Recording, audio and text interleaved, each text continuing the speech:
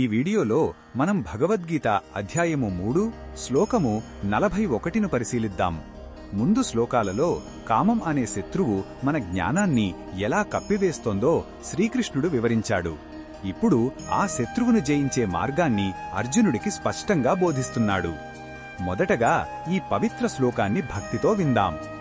తస్మాత్ త్వమింద్రియాణ్యాదౌ నియమ్య భరతర్షభః పాప్మానం ప్రజహిహ్యేనం జ్ఞాన విజ్ఞాననాశనం.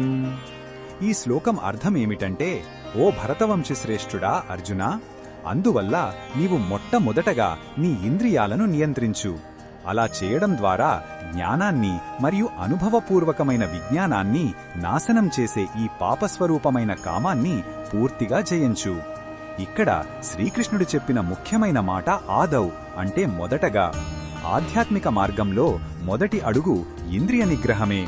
మన ఇంద్రియాలు తెరిచియున్న ద్వారాల వంటివి.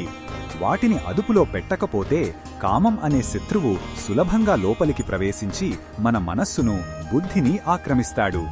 ఈ శ్లోకంలో ఉన్న భావం మనకు ఏమి చెప్తుందంటే, మనలోని అంతర్గత శత్రువుపై యుద్ధం చెయ్యడానికి కావలసిన ధైర్యాన్ని, సంకల్పాన్ని ఇది మనకు ఇస్తుంది.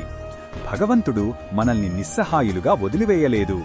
శత్రువును చూపించి అతణ్ణి జయించే ఆయుధాన్ని కూడా మన చేతికి అందిస్తున్నాడు. ఆ ఆయుధమే ఇంద్రియ నిగ్రహం.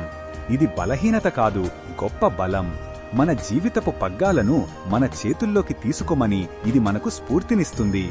ఈ బోధనను మన దైనందిన జీవితంలో ఎలా ఉపయోగించుకోవచ్చు అంటే, అనవసరమైన విషయాలను చూడకుండా కళ్లను, చెడు మాటలు వినకుండా చెవులను, హానికరమైన ఆహారం తినకుండా నాలుకను నియంత్రించుకోవడం సాధన చెయ్యాలి.